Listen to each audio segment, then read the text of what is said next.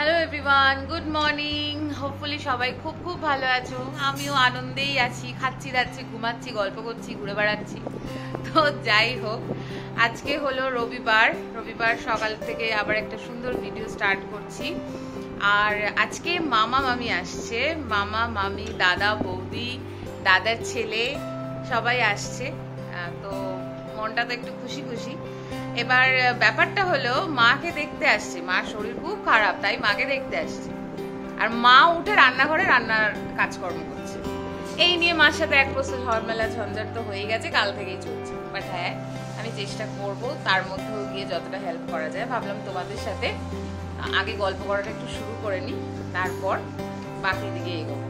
সকাল সকাল চা খাওয়া হয়ে গেছে, বিছানাপত্র মোটামুটি রেডি, গোছানো।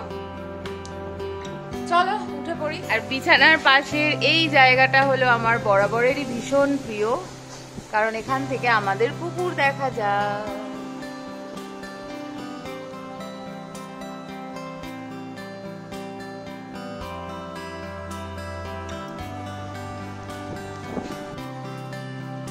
এই যে তুমি কিছু বলতে চাও মা?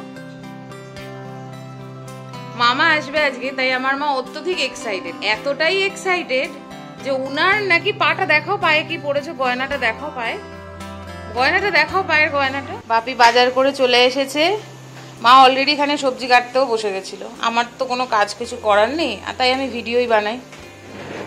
যাই হোক, good morning.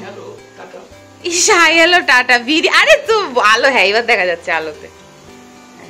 Good morning sir. Good morning. সকালের এক দফা কাজ হয়ে গেছে, ব্যস্ততার সাথেই রয়েছি এখন, খাচ্ছি দাচ্ছি। আর কি ব্রেকফাস্ট করবে তো এখন? মেয়ে আসা বলে কথা, মেয়ে আসা বলে কথা। এই যে এইখানটা তাকে বলতে হলে চলে, সবাই ভালো করে দেখতে পায়। ঠিক। হ্যাঁ, সকালে চা ক কাপ খেয়েছো?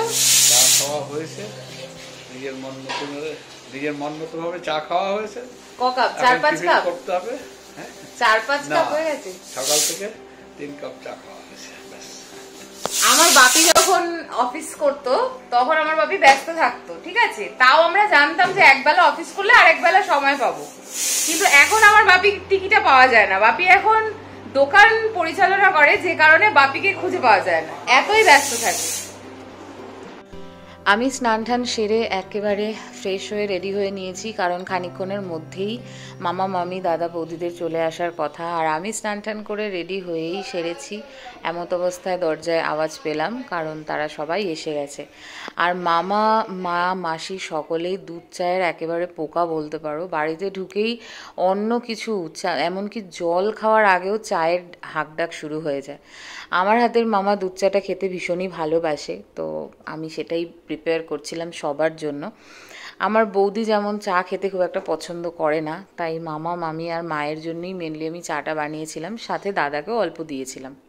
দুপুরের মেনুতে আজকে ছিল উচ্ছে আর কুমড়ো দিয়ে ভাজা, তার সাথে থাকবে মাটন, তার সাথে একটুখানি ছিল পটল ভাজা আর ডাল। আসলে এর থেকে বেশি মেনু করাই যেতে পারতো, কিন্তু সেটা মামা মামি কেউই খাবে না, আগে থেকেই জানিয়েছিল। আমরা সেই প্রিপারেশন করে রাখলেও হয়তো তারা হুটোপাটিতে সেটা খেতে পারতো না, সেই কারণে আমরা আর জোরাজোরি করিনি। কারণ আমার মামারও কিছুদিন আগে হার্টের একটা সমস্যার জন্য হসপিটালাইজ থাকতে হয়েছে, যে কারণে তাকে এখন আর জোর করে কোনো কিছু খাবার দাবার খাওয়ানোর রিস্কটা আমরা নেই না, কারণ প্রত্যেকেরই যথেষ্ট বয়স হয়েছে এবং তারা এই এত রিচ খাবার খেয়ে মানে হ্যান্ডেল করাটা, মেনটেন করাটা একটু ডিফিকাল্ট হয়ে যায়। সুস্থ থাকুক, হাসতে থাকুক, এটাই হচ্ছে কাম্য, তাই না? তো সকালবেলায় লুচি আর ছোলা ডালের আয়োজন করা ছিল, তো সেটা ব্রেকফাস্টে চায়ের পরেই তারা খেয়ে নিয়েছিল, কারণ সমস্ত গুছিয়ে রাখাই ছিল আগে থেকে, সেই সময়ের ভিডিও আমি কিছু করে রাখতে পারিনি। আর এই দেখো বৌদি এসেই কাজে লেগে পড়েছে। তো সেখানে আমরা একটুখানি মজা করছিলাম। বৌদি বলছে যে এ বাবা, আমি এরকম একটা মিসম্যাচ শাড়ি পরে আছি, তুমি কেন ভিডিও করছো, ইত্যাদি ইত্যাদি। বাট এগুলোই তো মজা, এই মোমেন্টগুলোই তো থেকে যায় বলো। মাটনটা আমি রান্না একেবারেই করতে পারি না, কারণ আমি কোনোদিন করিই নি, সে কারণে মা এখানে রান্নাটা সারছিল। দুপুর হয়ে গেছে, এর মধ্যে তো বেশ কয়েক দফার গল্প গাছা হয়েছে। এটা হলো আমার মামি, পাশে রয়েছে দাদা, আর তার পাশেই রয়েছে বৌদি। আমার দাদার ছেলেরও খাওয়া দাওয়া হয়ে গেছে, আর এদিকে বাপি আর মামাও খেয়ে একটু রেস্ট করছিল। আজকের এই ব্লগটা তোমরা একটু খাপছাড়া পাবে, হয়তো ইনকমপ্লিটও ফিল হতে পারে, বিকজ আমি সবার সমস্ত মোমেন্টের ক্লিপিংস ক্যাপচার করে উঠতে পারিনি, কারণ মাকে একটু হেল্প করছিলাম রান্নাবান্নায় এবং সমস্ত কিছুতে। তার মাঝে মাঝে সবসময় ফোনটা নিয়ে ক্যাপচার করাটা একটু ডিফিকাল্ট হয়ে পড়ছিল, আর তার উপর আমার ফোনটায় প্রবলেমও করছিল। এখানে দেখো, আমাকে কাচের থালায় খেতে দিয়ে সকলকে স্টিলের থালায় খেতে দেওয়া হয়েছে, সেই ডিসক্রিমিনেশন নিয়েও একটু মজা হলো।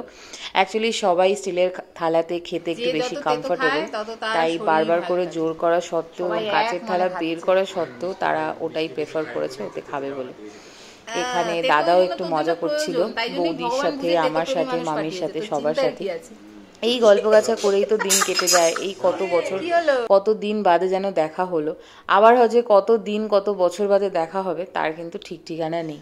দুপুরে খাওয়া দাওয়া সেরে আমরা সবাই একটু গড়াগড়ি দিচ্ছিলাম, খুব বেশিক্ষণ দেওয়া সম্ভব হয়নি, আর প্রচণ্ড জোরে বৃষ্টি নেমেছিল। তো অনেক অনেক বার করে রিকোয়েস্ট করা সত্ত্বেও মামা মামি দাদা বৌদি কেউই আজ আর থেকে যেতে পারেনি, কারণ পরের দিনই ছিল সোমবার, তো সবারই অফিস স্কুল এগুলো খুলে যাবে। আর দ্বিতীয় কথা হচ্ছে, বাড়িতে কাউকে জানিয়ে রেখে না আসলে এই মুহূর্তে ওখানে খালি বাড়ি ফেলে রাখা খুব মুশকিল। তো আমি তো ওই মোমেন্টের পরে আর সেভাবে কোনো ক্লিপিংস নিতে পারিনি, সন্ধেবেলায় বৃষ্টি মাথায় করেই তাদেরকে বাড়ি ফিরে যেতে হয়েছিল। এই ক্লিপিংসটা পরদিন সকালবেলার, আমি গিয়েছিলাম একটুখানি ব্যাংকে। তো চলো, এই ব্লগটা এখানেই ইতি টানছি, দেখা হবে নতুন আরেকটা গল্পে। টাটা।